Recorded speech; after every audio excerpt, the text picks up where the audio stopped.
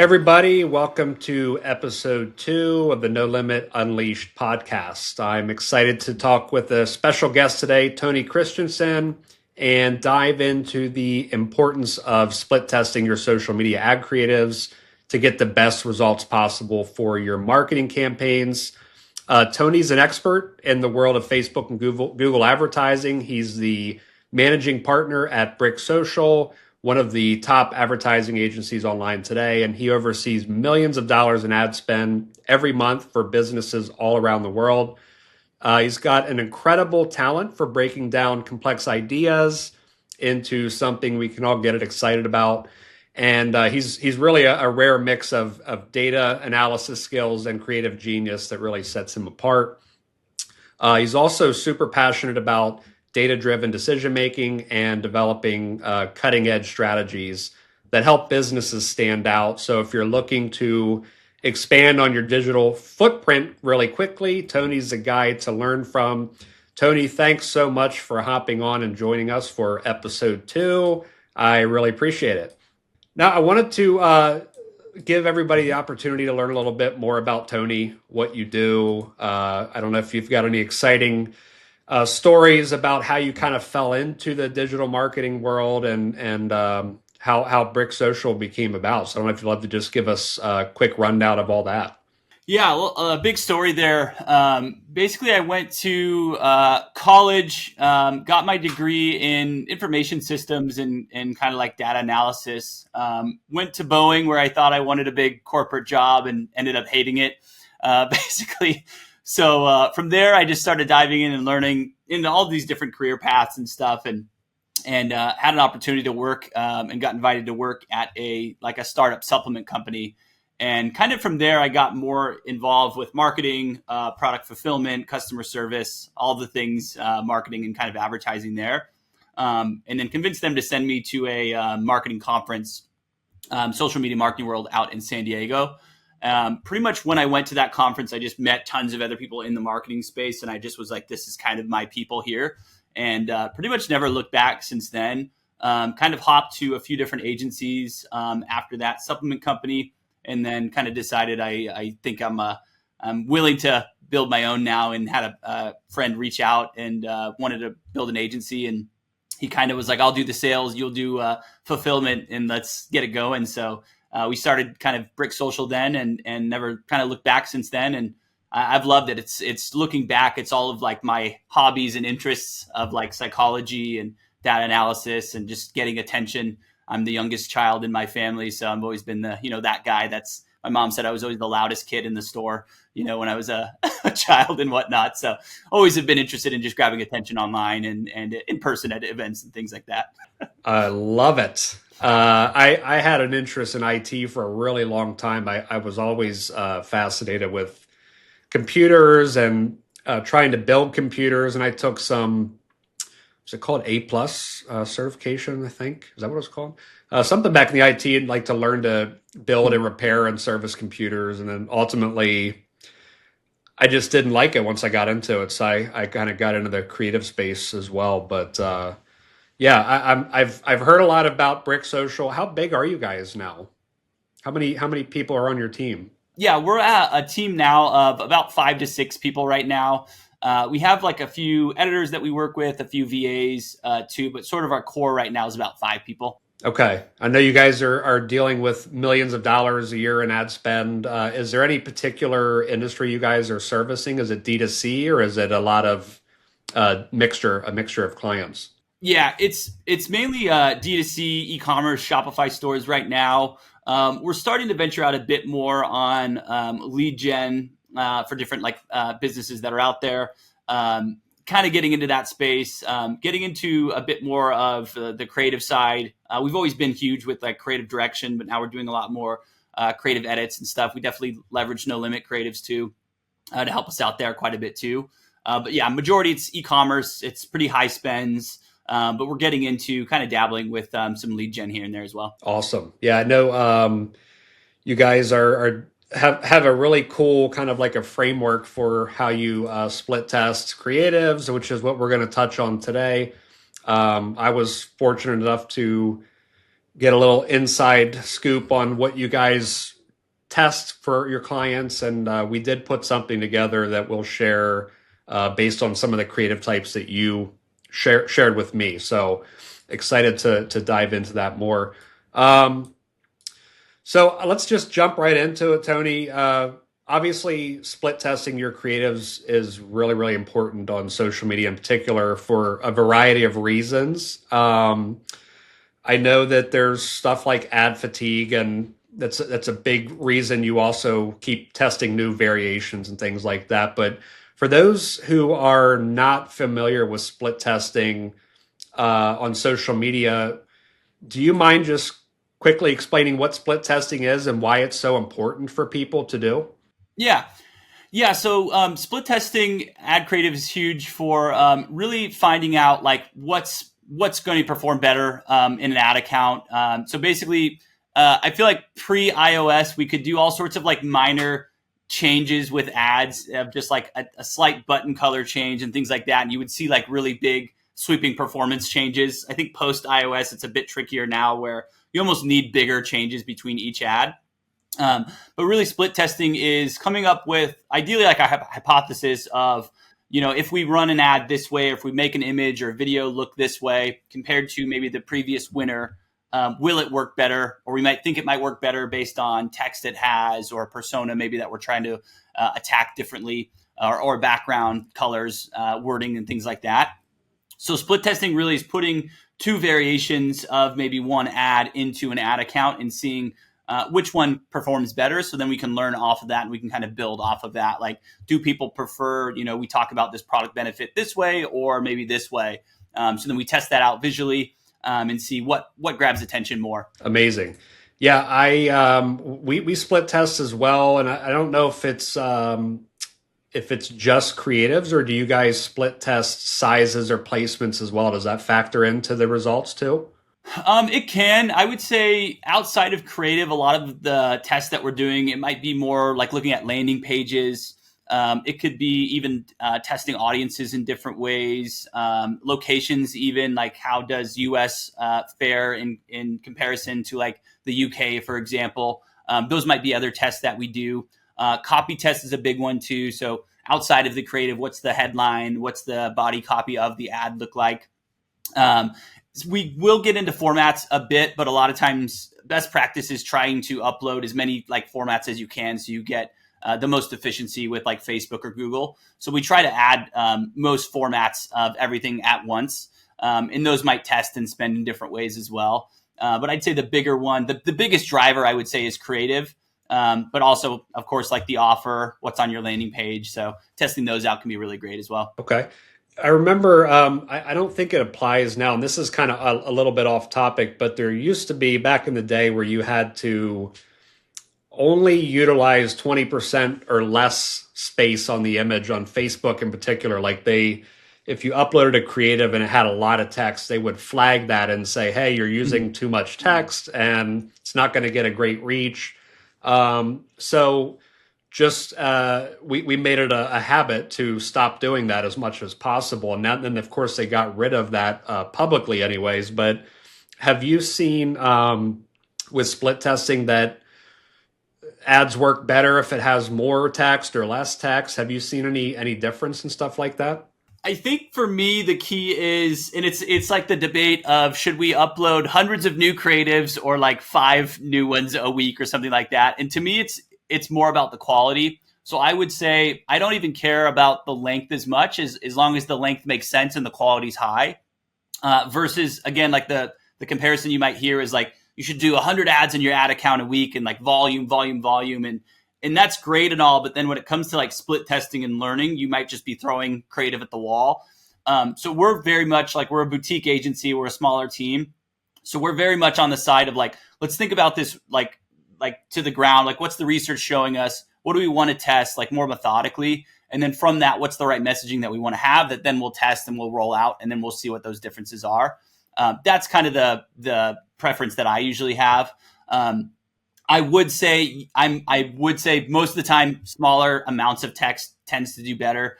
I've definitely seen exceptions though. There's some pretty like famous historical ads that are like, they're not cheap and they go into that. It's a very long copy form that you've probably seen. I'm trying to remember where it started from, but it was, an ad back in like the 60s that like Ogilvy wrote or something like that. And I've seen that work really well still, just talking about, this product isn't cheap and here's why. And they go into the details in the static creative. It's about a paragraph long, but it's still really clean, really well thought out. Stuff like that can work. I would say majority of the ads that we see work really well, though, are a bit shorter, 4 to 7 words of like a bold statement type of headline that just grabs attention. It hits the message really well. That's kind of where that sweet spot is for me, is like a little bit shorter. But there's always exceptions to the rule, I would say. Yeah. No, I appreciate you clarifying, because I'm always curious, like, even though Facebook doesn't publicly have that, I don't think they have that tool anymore online where you used to be able to upload your image and test to see how much text it's actually utilizing. But I was just always curious if they still limit your reach with stuff because it has too much text or not. But doesn't seem that way from the ads that I see online today. So I was just curious.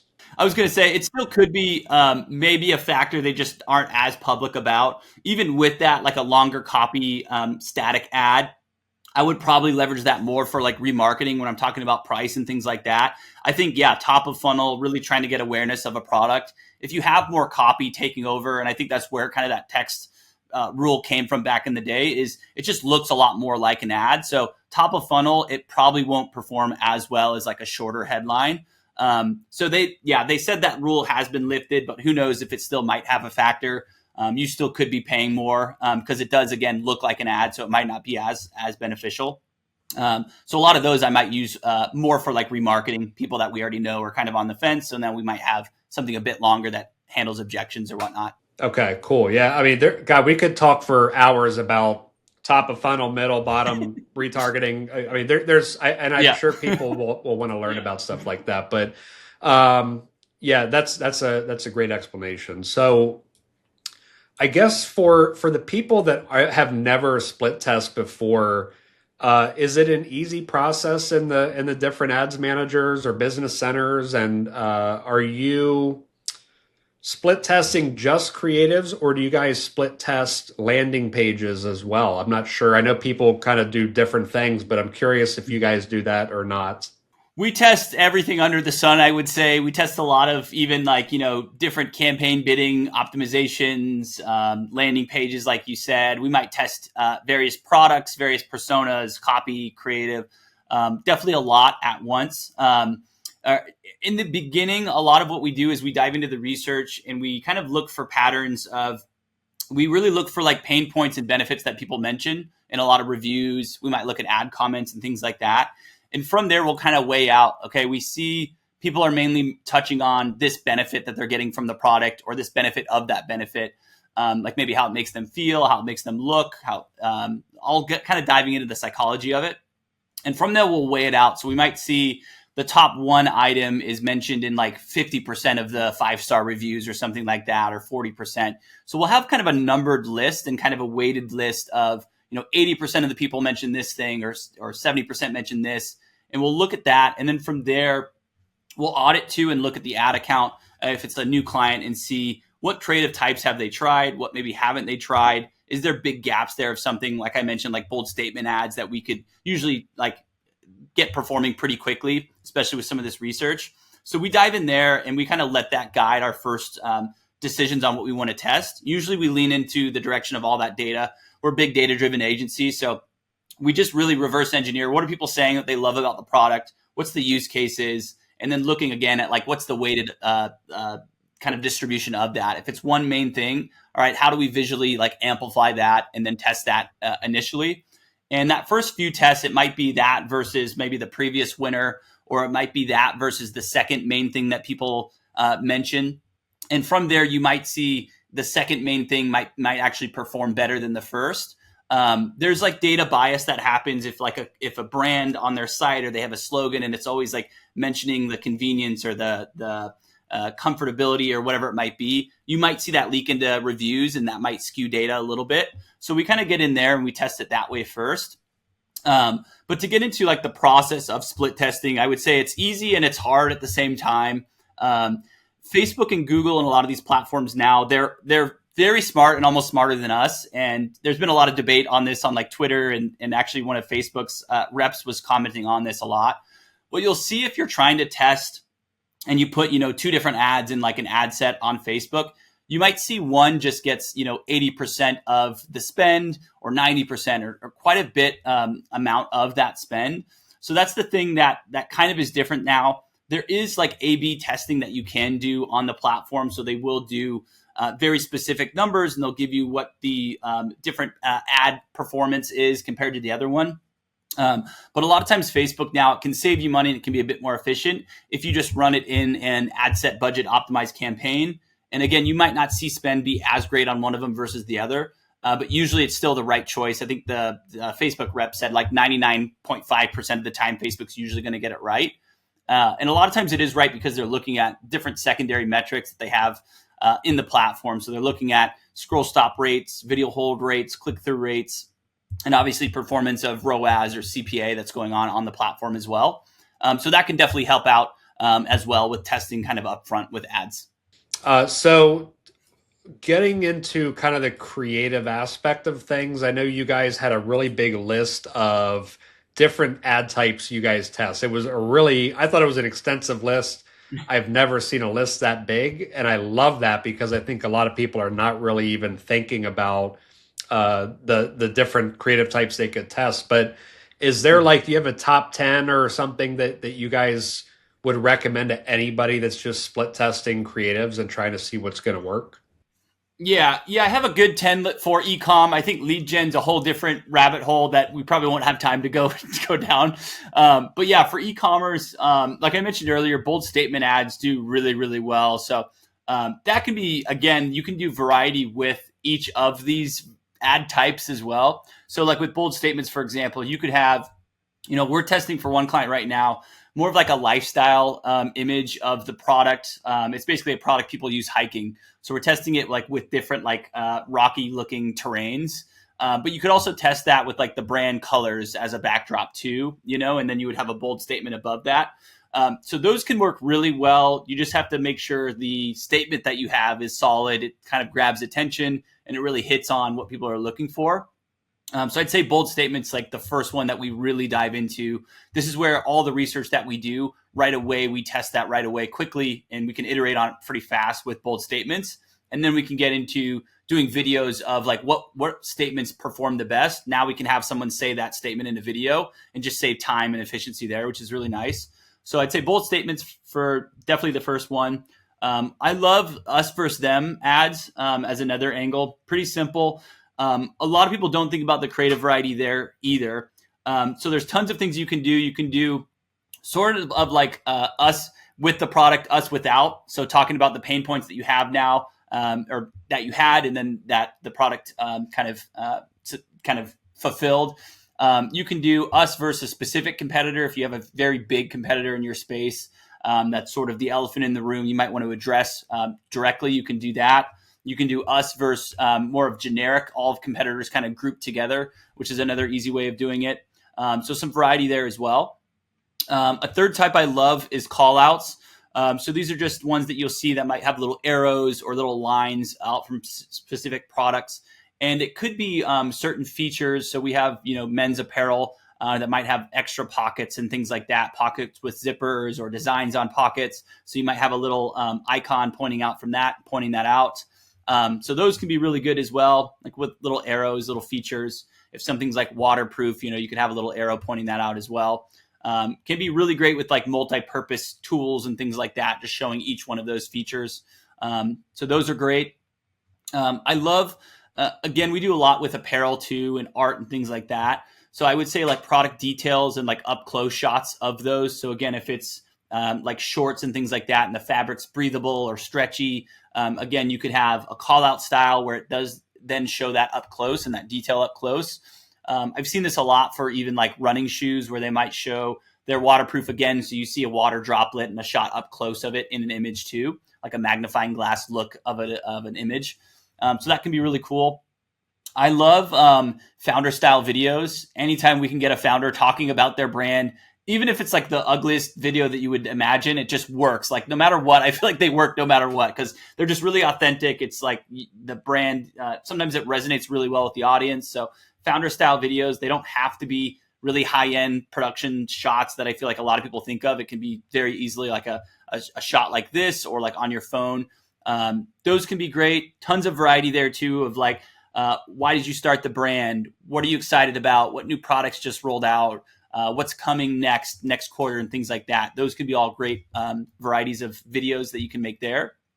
Some other video ones are things like unboxing. So just showing that experience, especially if you have a really good unboxing experience. What does it look like? I just got a friend's dog sauce, he calls it. You add it to kind of your pet food. It's like bone broth and things like that you can add for your pet. His boxing experience is amazing. I opened it up. It had a toy of the actual dog sauce too for the dog. It came with a dog bowl. So any like really great unboxing experience like that, definitely leverage that for creative.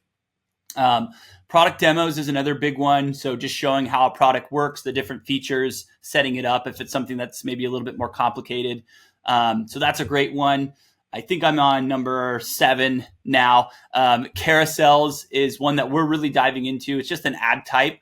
But you can tackle carousels in different ways. So again, if there is like a product demo part of a service or a product, split that up into the 4 different steps, and that can each be its own image in a carousel ad that can be really great. Again, more variety with those two. You can do different personas as those different carousel images or different product variants, different lifestyles images, or just mixing it together in different ways. Adding reviews into those can be really nice too. Second to last one's reviews and testimonials, which I just touched on too. Those you can do with statics and you can do with videos in all sorts of different ways. You can do compilations of reviews together, like a greatest hits of what people say, which can be really nice.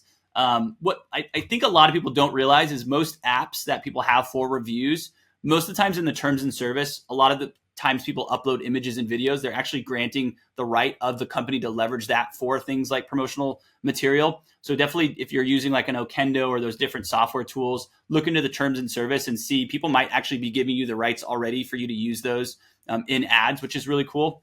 So definitely recommend checking that out. And then the last one I would say, just a vague objection busting ad, I would call it. So think about anything that people might be on the fence of buying from you. Usually it can be things like trust, shipping times, what if it doesn't fit me? What if it doesn't work the way it was intended? What if someone doesn't like it?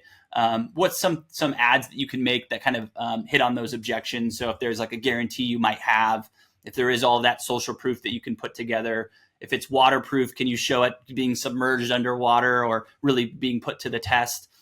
We had a client that we still work with that I love that sells cornhole boards. And we made a really good video ad. He wanted to say, they're built in America. They're built really strong. So we were thinking about ideas like, how can we amplify that? And he's like, oh, I can drive my truck on it. So he drove his truck on it, and you see it hold up for the most part until the very end. And the boards actually did end up breaking, which was pretty funny. But then it's still authentic, and it shows you still that it does hold a lot of weight up to that point. So we ran it. It still performs really well. So being authentic and trying to think about ways that you can handle objections that way too can be really good. Those are the top 10 that come to my mind that I would say, tackle those in kind of that order, I would say too, if you can. That is really awesome. What about like user generated content? Are you seeing a lot of positive results with companies hiring influencers or using these like third party sites for review type videos and stuff? Yeah, we've started dabbling into that too at Brick Social, where we're starting to offer that as a service. I think there's apps out there. There's like Billows, one of them that comes to mind. There's all sorts of different like creator database tools that you can use and apps out there. Some of the issues that I've seen with those and some of my worry that I would say I have with it is sometimes it's like a creator that they might be used to talking about themselves and not selling a product. So sometimes there can be almost a gap there that you have to look out for. So I found a lot of them, they might need coaching. For another example, I did a pretty deep like ad analysis dive with a brand, and his ads weren't working. And I dove in and I was looking at them, and one of the videos that he had from a creator, basically they showed the product, I think 12 seconds into the video, but the average watch time of the video was 8 seconds. So there's things like that like some of these influencers might just not know, like the direct response principles of like grab attention at the beginning, show your product, and mention the product as early as possible if you can. Things like that they definitely need kind of coaching and some hand holding sometimes on. I love the idea if you have like a friend that's like loves posting on socials, or someone that's already kind of in your circle that you can leverage, and maybe you can work with a little bit more aggressively and kind of train them up and work with them. That can be a really good opportunity versus some of these other apps where it's more like transactional and they're paying you, they're giving you this thing and you might not like it, you might like it. Definitely give them briefs, but at the same time too, you have to give them what am I trying to say? You don't want to give them like too many guardrails in place either, or else it will kind of hinder some of these creators, like best attributes that they have with creative. So it's definitely a tricky part of it. That's why we really like at Brick to like test bold statements and statics more aggressively, because you can use like a NoLimit creatives, or you can use these tools out there, editors, to quickly make different tests up front. And then bring those learnings now to a creator and say, oh yeah, we want to make sure you touch on this or this, because we've already seen it work. We've already seen it been proven, which is really great. So that's the thing you just have to work with creators, is just like, what's the message that you want them to say? There's nuanced things too, of just showing the product really clearly. And I've often seen creators like they're almost like talking too much about themselves and not like pushing the product enough. And there's like a gray area there. So it definitely gets tricky. But you just have to kind of work with them and see what you can do there. But there's a lot too of, I was going to say too, there's a lot of like I said, reviews that you might already see, and like your top 1% of your current customers, they might be great people that you can kind of amplify with videos and things like that. So I would definitely say, think about that. Even if you can get some raw kind of uncut selfie videos of people talking about your products that are like diehard fans, I think that can be really good. And then you can use like a NoLimit to like clean it up and polish it up, make it a bit punchier, that can be really, really great as well. Very cool. Yeah. I've seen some of those user generated, influencer style videos, and it's, some of them definitely need some coaching. So I get that. So, we've touched on, what split testing is and kind of how it works, and some of the creative types, but how do you measure the results? I think it's a big part of this. How do you know what is working and what's not? And then what do you do with that information that there's results? Yeah, and this is a tricky, fun one. I would say ultimately we're looking at sales attributed to an ad. I would say at like the foundational level, really like, is it driving performance? But there's this whole other side of ads of just like raising awareness and very top of funnel too, where if you're growing there, you might want to look more at like engagement metrics and things like that. Like, are people talking about it? Are they tagging people? Are they sharing it? Things like that. I'd say for us, being like a more of a direct response kind of agency, we're really ultimately looking at performance and sales that an ad is driving. But then we'll look at a lot of these secondary metrics too. So we'll look for videos at things like scroll stop rates. So, the impression to 3 seconds, what's that percentage of people that are staying on at the start of an ad? Is the hook working with that scroll stop rate? That'll kind of show us that. We'll look at the hold rate, which is right after that to the next 15 seconds. What's the percentage of drop off there that we have? And what do those numbers look like? For statics and video, we'll look at, I love looking at outbound click-through rate, but also unique outbound click-through rate.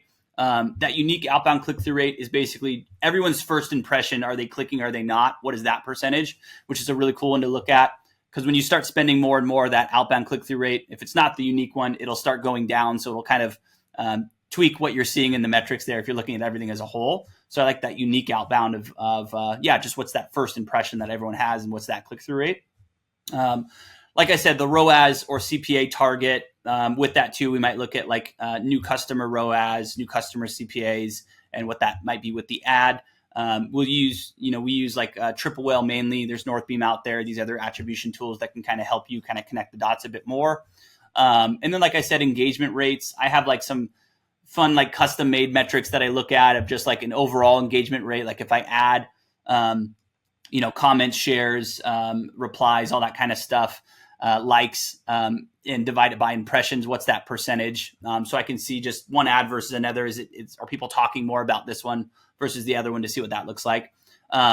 Ultimately, I would say performance is mainly ROAS CPA driven, but we'll look at a lot of these secondary metrics too, because we can kind of break it down, especially with videos, and look at like more modular aspects of the video, like where are people dropping off. Like I said, we might look at like an average watch time and then see, okay, it's 8 seconds. What happens at that 8-second mark that maybe are getting people to drop off?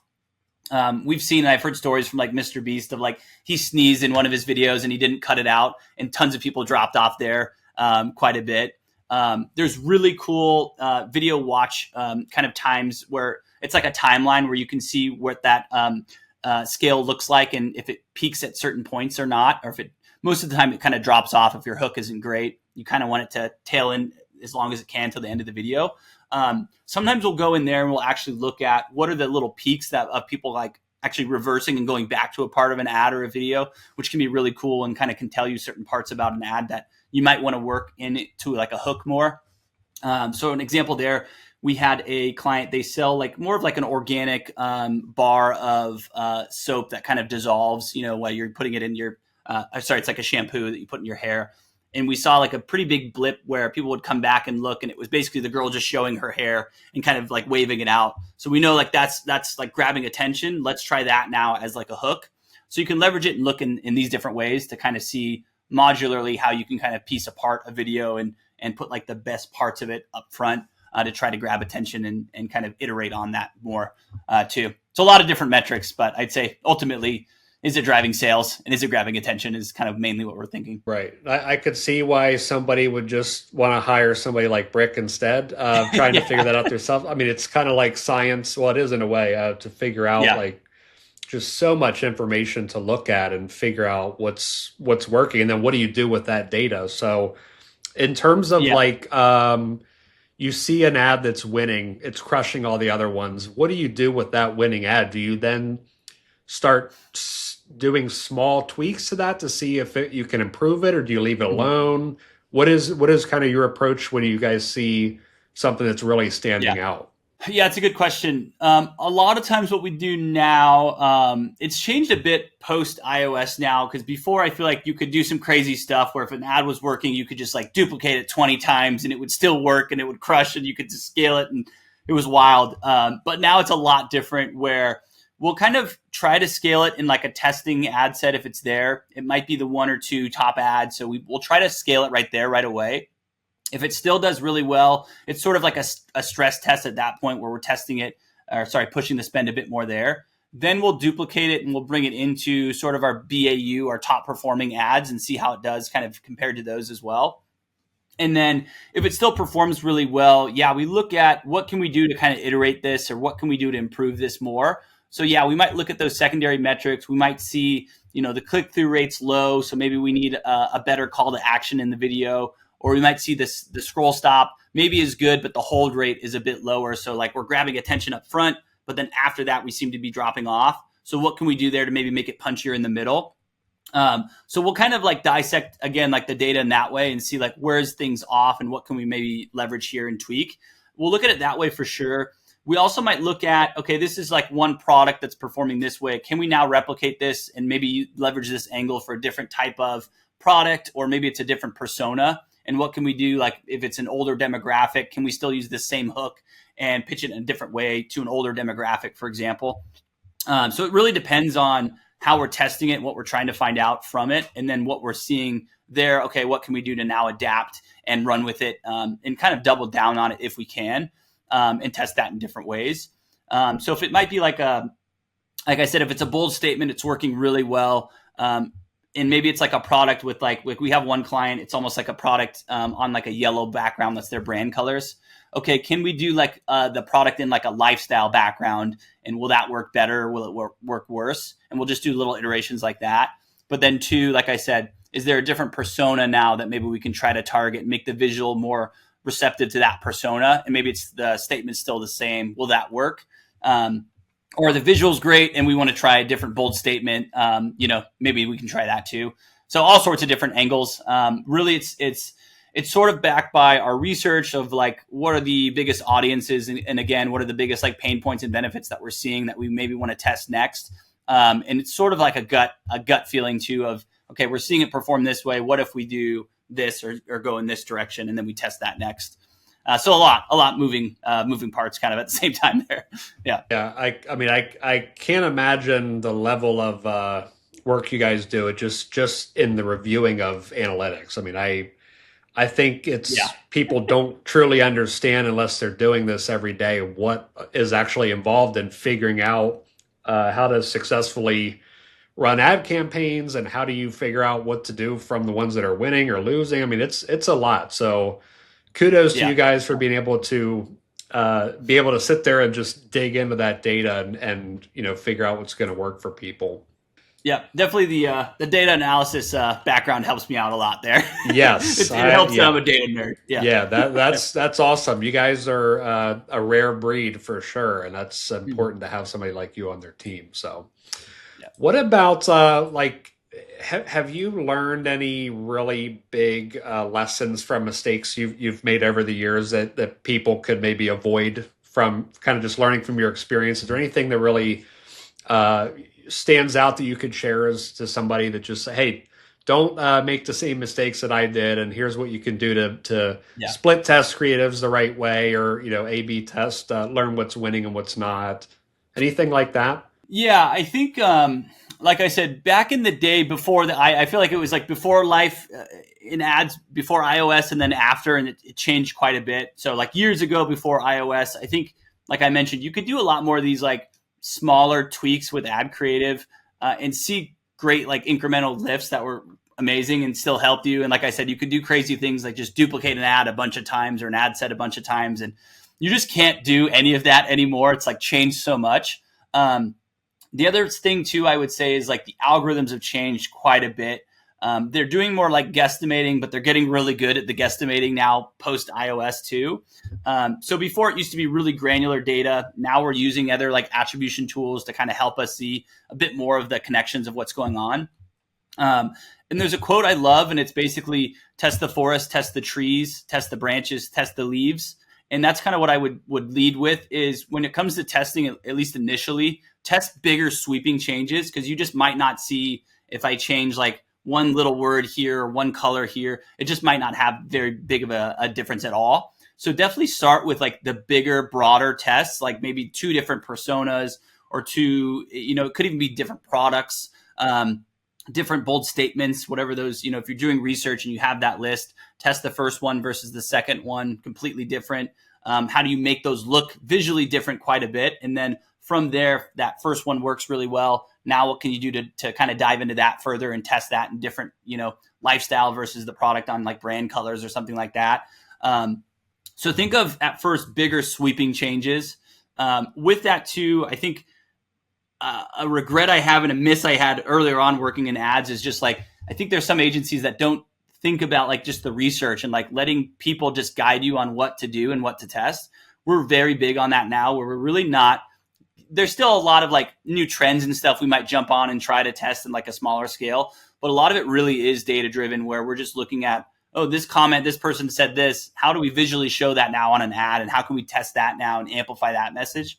So really let your audience kind of guide you, and let your past customers guide you on what you should test, and just reverse engineer like, oh, everyone's saying this, so we should probably just say that in an ad. Will that work well? Will it not? Definitely do that. That'll help out a lot. And then the other mistake I think I've done before too, and often happens, and I think, again, post iOS, it's so different. I would say test a bit longer, like test for like a week, 5 days. I would say a week is a good amount of time, because there's just days that platforms just don't do well as a whole. Like there's a bug that happened or something. So if you're testing like for a day or 2 days, it just sometimes can be wonky and not very consistent. So longer testing windows can help quite a bit. And then the other one would be, I would say, just like how Facebook's working a lot more. Kind of before you could do, and you still can do A/B tests, but a lot of it now, it's like you might test a few ads in one ad set, and you might just see 80% of the spend is going to one ad. I would say for most people, just trust that that's the better performing ad. Facebook's just getting really good at that nowadays.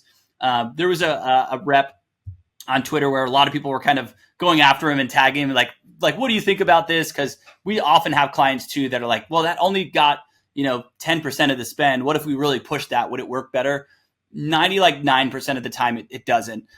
So sometimes Facebook does mess up, but it's very, very rare now. So that's the other thing I would probably say is like lean into more of like what Facebook's doing and kind of their best practices, because it's really just helping you now post iOS. It's a bit challenging. It's a bit different than what it used to be. It's not as granular and like as easy. It's a bit messier. And they're a bit better at just like putting the data together and then leaning towards a certain piece of creative. And they're often, most of the time, they're right. So yeah, embrace that for sure. Because I know years ago when I started freelancing and getting into kind of ad creatives for brands, they were easily able to scale how you were saying. I mean, they could just duplicate the ad set or the campaign and boom, boom, boom. It was great. And then after the iOS changes, I know that people were kind of weary and hesitant to trust to let Facebook or Google or whoever just take their money and do what they think is best with it. But it sounds like it's come a long way, and I'm sure AI is only improving every aspect of stuff like that. So very cool. Yeah. Now, I know, what about upcoming trends? I mean, I know you said you guys kind of dabble in some trending creatives here and there to see what works. Is there anything you foresee that's going to work really well in the future? Just in 2025 in general, anything that's really working well that you guys are seeing that you think will continue, or anything that'll change? Yeah, we're still seeing, quite a bit of success with, like I said, bold statements and static ads. I think there's a lot still there. A lot of the platforms, they're all competing for like this TikTok placement, this vertical video placement, of course. So I think embracing that and figuring out and cracking like vertical ads is going to be huge for everyone moving forward. Again, back to like your comment on hiring like creators and things like that too. One of the things I've noticed with the vertical creators that you have to be careful with is I think there's been so many people that have like hired creators where a lot of it just seems inauthentic. And I think the more you can get, like I said, like general, like real customers and having genuine videos and things like that, I think that's going to help out a lot better. Like I said, too, we've seen a lot of clients and we've kind of run with a lot of data and dove into it. And we've seen like just creators they say like, OMG, I'm obsessed with this product, and it just seems more fake. So the more you can just embrace like real, genuine reviews and like just making them seem as real as possible, the better than like moving away from this like acting and stuff that you might see. Make it as genuine as possible. That's going to win more and more and more. I'd say bold statements obviously work really, really well. And I just haven't seen too many people embrace carousels, and we've still seen them crush for most of our clients. Like no matter what, I feel like we can do a carousel and it works really well. I think it's an inventory that's kind of underutilized too. So I think there's definitely some opportunity there. So yeah, I'd say bold statements, trying a diverse range of carousels in different way as the ad type, and then vertical videos, but make them more genuine and less kind of scripted, if possible, more real sounding. Yeah. Yeah, I'm seeing those kinds of videos right now. The pattern, you can almost instantly tell if somebody was hired or if it's a real, authentic video. So that I definitely see that's coming and getting a little more popular. So yeah, I've seen some really good ones lately. One of my friends, they sold I think it was actually like a zero alcohol drink cocktail mix or something like that. And they had a girl, but she almost seemed like she had a few drinks, and then she made a video. Like that's the energy you want to bring into, an ad, is like make it like be like you're talking to your best friend, like, oh, you need to get this product and here's why. And like make it way more authentic like that, instead of like, here's what I just found or whatever, like the more you can lean in that direction of like, you're talking to your best friend, like they need to get this product and here's why, like that's what needs to be embraced more. That's right. And it's just like you need to, when you're making those, think about you're talking to the person watching you right now, and how do you get that message across? I love that. That's awesome. Yeah. And that was one of the, I used to work in radio back in the day, and that was one of the things they told us is it seems like, you're making this ad for tons of people. So you might say like, hey guys, I would say, don't do that at all. Like instead talk like it's one-to-one. Yes, it's one to many people, but it really should be like that one-to-one feeling in the video. So avoid saying like, hey guys and hey everyone and things like that. Again, make it seem like you're talking to like your best friend. Yeah. I'm the guy that says "Hey guys" all the time, so Yeah. I'll take your tip and your recommendation for some future stuff for sure. Yeah. Well, Perfect. Tony, I know you're going to be leaving here soon and got a plane to catch, and I thank you so much for hopping on episode 2. It's still a very new podcast, and I'm really thankful that you were able to get on. For those people who would like to know how to find you or your partner or Brick Social, how can they do that? What's the best way? Yeah, I'm everywhere online at Tony Does Ads, and then our site's just bricksocial.co.uk. So you can find us there. Awesome, man. Well, thank you so much for hopping on. I appreciate it. Hope you have a safe trip and have some fun over there in Amsterdam. Will do. Yeah, thanks for having me on. Appreciate it. All right, man. Always love care. nerding out. Love it. Thank you so much.